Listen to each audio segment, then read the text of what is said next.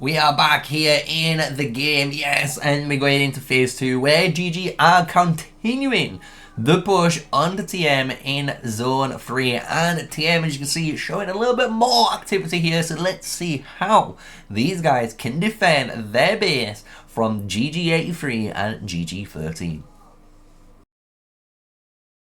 Hello, yes, smash a like, comment, and subscribe for more daily videos here with me, MrSneakyy, and we're here, part 2 of this war, and I'm glad you guys enjoyed the first part of the breakdowns, and what we are doing, again, continuing this masterful breakdown on this war, and as you saw, GG now building, boys. They are building, they are trying to get towards this TM left side, because obviously they've punched through, as we can see, all of this zone here, which was filled with, obviously, turrets. And we saw from the last episode that the turrets were getting destroyed, so that was almost like the first phase of their plan. Break kind of the front line, build a little bit closer, and then maybe make the final push next. But we can see TM responding. I like to see it. TM gathering up their troops and ready. But obviously the problem is, and this is what we're going to obviously address here, TM obviously know, personally, I think they realise they can't do what Google is trying to do right now.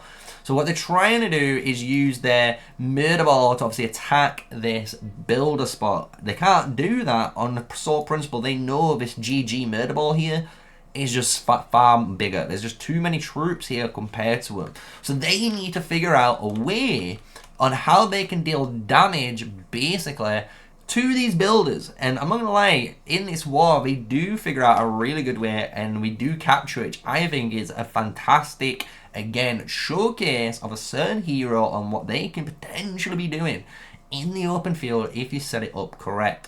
So here we've got, just again, a nice little basic open field experience. I just wanted to showcase this just so you know what's going on before we go into any of the crazy carnage. But you can see the TM obviously fighting and just trying to poke and get whatever damage they can. And obviously what they're trying to do is pull some of these marchers towards the range of one of these turrets here, right, that we dotted up, so then they can obviously use the turrets with their marchers to deal more damage. So again, really good use of using turrets. That's what you want to do. You want to try and pull them in, make them take damage, and be, you know, taking advantage of the troop disadvantage, basically, right? So really clever little, you know, pull of war, or tug of war if you want to say, in Call of Dragons right now. But this fight does honestly stay like this for quite a while. We're going to just fast forward it just to showcase, so we're not obviously missing any of the major action. But you can see in this fight, as we progress over time here, you can see it nicely just fighting, the holding down. And you can, again, like I say, see the same people fighting their asses off, carrying the alliance all the time, you know, for TM, trying to buy whatever, you know, merits, whatever time they can get, whatever advantage they can kill. If they can get a, you know, cheeky T4 player killed, they're gonna try and do that. I like that, right? So this is just to showcase that TM here are spread around. This is just like the dead man zone, if you want to say. Anyone in this area right now is most likely going to get targeted on either side. But we can see TM obviously defending. So if we just fast forward it a little bit more, we can just showcase this for you guys, where we're seeing the GG boys obviously building, and obviously now GG just holding position, and TM slowly getting closer. It is very, you know, slowly getting closer, and we can track that because of the distance between this murder ball and basically this castle. If you watch this gap, you can see and draw a line where everyone else is kind of running to. You can see where, obviously, or how close these guys have pushed, which is nice. They're creating space, they're taking space, and we've talked about space control in prior videos. So if you're in the defense, taking hold of certain space areas, and even if you control it for 10-15 seconds and then you have to move back, it was worth holding it, because you're just potentially opening a can of worms for these troops to, you know, walk in, you know, when they didn't have the right to, if you occupied this little bit of space, right? So really wanted to showcase this to the first part. So let's go into the second part of the fighting, where things start to warm up and get a little bit more chaotic again, like they always do in this war of Zone 3. So here we're just showcasing a quick little update of the you know, little flag, the flag being almost built, 4 minutes on the timer, and these guys are warming up. You can see everyone coming online, and this is where things are going to start getting sketchy, right? Because you can know an explosion's about to happen. So when we go into this now, we can see this flag almost there, the last 2 minutes left. And you got to remember, the funny thing is, the positioning of this, there's still people that could get on here, right? This could technically be done a little bit quicker if they wanted a few extra units on here. So we can see all of these guys being prepared for war, and this is what this episode is mainly about. I know you probably wanted a massive amount of carnage, but I really wanted to break down, more importantly, how this zone is, because what we're going to do is showcase how the current state of the map is. And you obviously going to be like, wait, what? Yes, we're going to showcase what the current map looks like, because here is showcasing the current situation on where we were able to obviously get GG to attack. GG are prepared to attack, and you can see this in this footage because again, territories touch each other, right? Because both of these territories touch each other, what it allows them to do again is to now target the fort. They can target the enemy zone.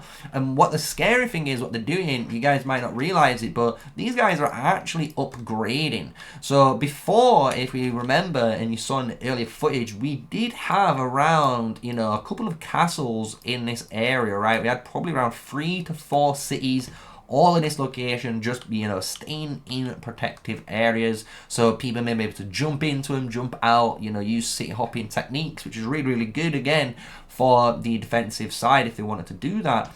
But obviously GG addressed this, and GG using their mines upgrading the tower, and this obviously will upgrade the tower into a cannon tower, and that will then obviously force this player out. And that's not, even if he's shielded, it doesn't matter, it will teleport you. So I like, again, to show how important, you know, strategic planning and the positions of things are, because if we go into the main game right now and look over at more Breezer, because that is where we are currently watching this fight over in the main fight. We can see GG13 here, and already all of these flags coming back, and this is the TM and UDF zone. So there is a lot of action that is about to go down, and this is kind of a teaser for you guys, and you're wondering how GG pushed through or what happened. Well, I've got some of the action to cover it. I'm going to showcase the big push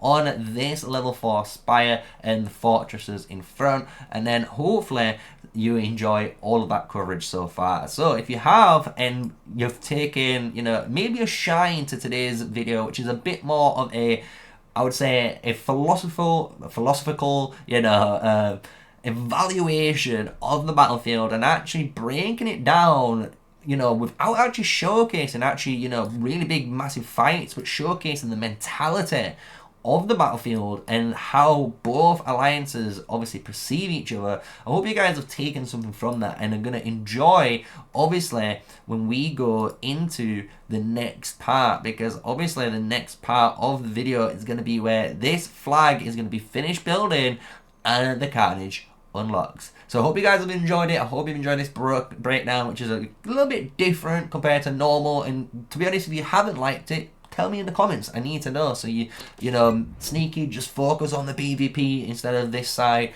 and I'll know. You know, you only can learn from your mistakes. So with all of that, hope you've enjoyed it. Smash a like, comment, and subscribe. And until next one, stay safe, stay sneaky, and peace out.